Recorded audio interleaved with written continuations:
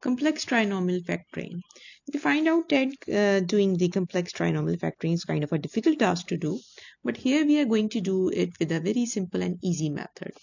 So whenever we have a complex trinomial, first of all, we have to figure it out. Either it's a complex one, so let's see how we can just figure it out.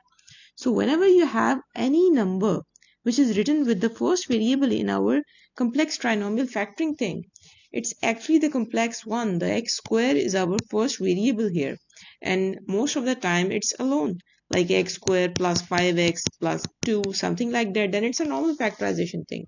But here in this case, we can see we have 3 here as well. Now this 3 is indicating that it's a complex trinomial. Now how to solve it? Let's see it. It's a very easy thing. What we have to do, we have to multiply our last number with the very first one. Now what is 3 times 2? It's 6.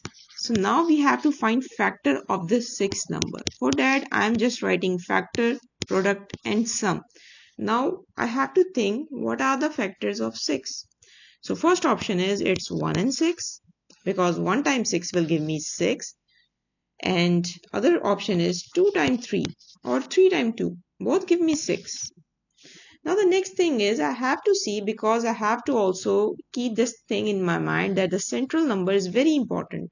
This 5, I have to see either when I'm going to add or subtract my factor, among which of them is going to give me positive 5. So I can see if I just add 1 and 6, it will give me 7. Or if I just subtract them, it will give me negative 5. Or if I just write 6 minus 1, then it will going to give me a positive 5. Now if I add 2 and 3, it will give me 6. So I have two options. Either I'm going to choose this one or 6 and negative 1. Both of them will give me the right answer. Here I'm choosing 2 and 3 just to make a difference. So I'm writing 2, 3 here. Now the next step, I have to divide both of these my numbers with the first coefficient, the leading coefficient of x squared. So it's 3. So I'm going to divide with 3 along with the variable. It's only x. Don't forget to write only x. It's not x squared here in the denominator. Now I have to simplify it if it's possible. I can see this 2 over 3x is not able to simplify, but I can simplify 3 by 3x. So it will be 1 over 1x. Now I have to write this term first. Always write the denominator first, so it will be 3x, and the numerator then it will be positive 2.